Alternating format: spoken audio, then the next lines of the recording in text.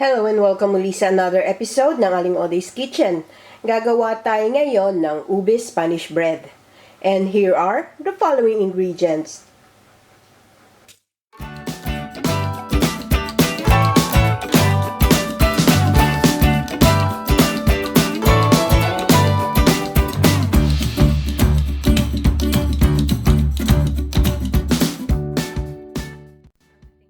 I-bloom natin itong yeast dito sa ating warm milk. Ang kailangan temperature nito is 110 degrees Fahrenheit.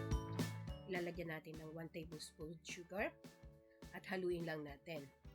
I-leave natin to bloom for about 5 minutes. Hintayin lang natin siyang bumula.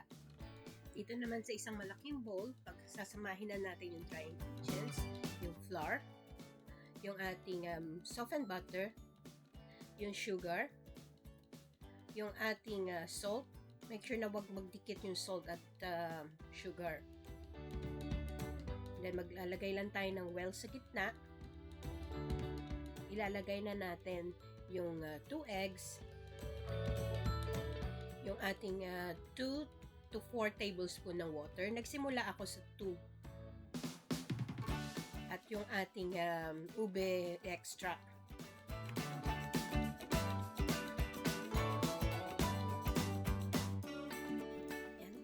Natin yung yeast. Pagka ganitong bumula na, pwede na natin itong i-add.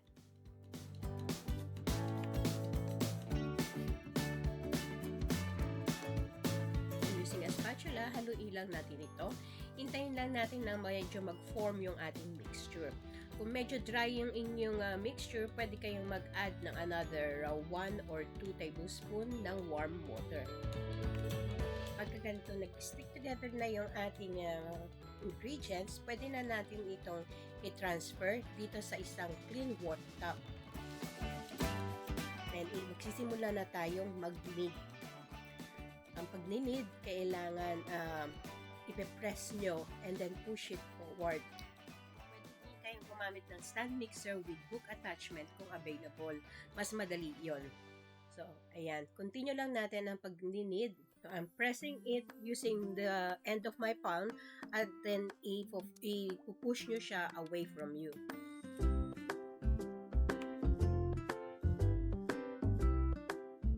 Continue kneading for about 15 minutes.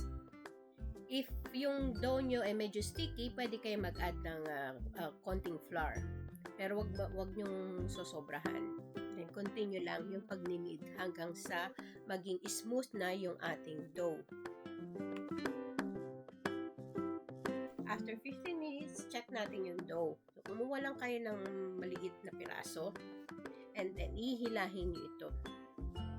Kailangan yung dough hindi na siya magbe-break. Ang tawag dito sa test na ito ay window pane test. It means ready na yung ating dough. So, i-roll nyo lang uli siya na gagawin nating parang ball. Push it in. And then, transfer lang natin ito sa isang bowl with oil. Facing down first, then iangat nyo. Para hindi tayo mag-form ng crust.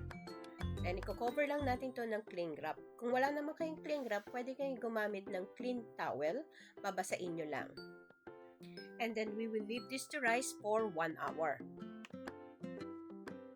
After 1 hour, nag-double in size na yung ating dough. So, dito sa ating worktop, magdas lang tayo ng flour. Transfer natin.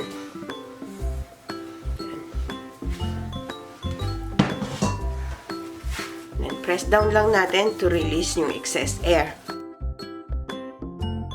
Dough. Hatiin lang natin sa dalawa.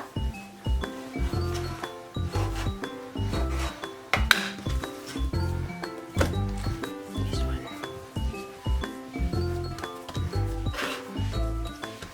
Flatten lang natin. Then, i-roll natin. Roll it tightly.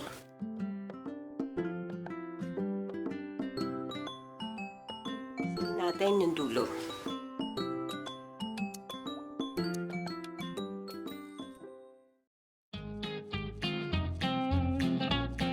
Natin to into 2 and then yung 1 piece, cut natin into 5. 1.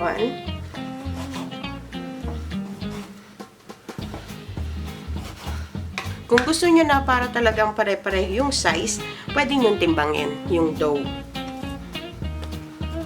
So, ganun din gagawin natin dun sa isa.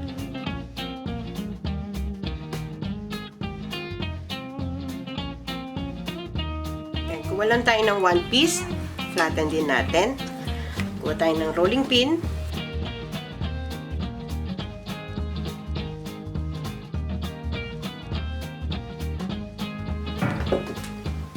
Press ko lang yung dulo.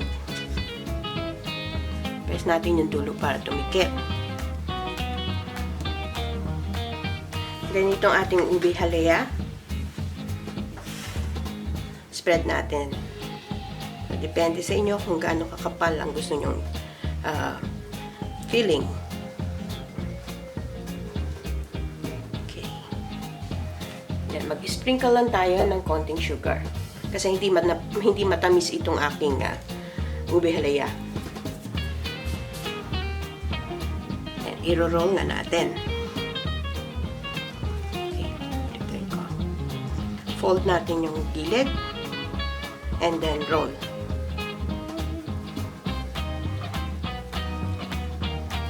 Seal nyo lang yung dulo.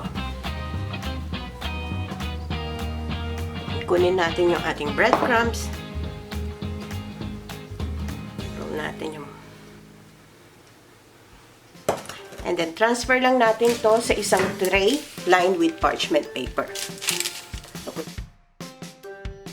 Pili lang natin hanggang matapos natin lahat.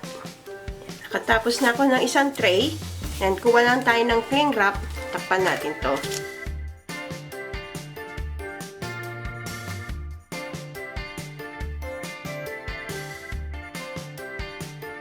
We'll leave this to rise for another 40 minutes.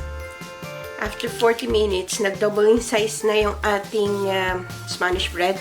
Pagpe-preheat na tayo ng oven sa 175 degrees Celsius or 350 degrees Fahrenheit. This one is ready for baking. Ibe-bake natin to for 18 to 20 minutes on our preheated oven. After 18 minutes, ito na yung ating nalutong ube Spanish bread. Transfer lang natin ito sa cooling rack at pwede na natin itong i-serve. And there you have it, our ube Spanish bread. Sana magustuhan niyo itong recipe na ito and share it with your friends. Don't forget to give us a thumbs up and subscribe to my channel. Ako po si Aling Oday. Magkita-kita ulit tayo sa aking susunod na video. Salamat! Bye! Please follow me on my Facebook page, Twitter, and Instagram.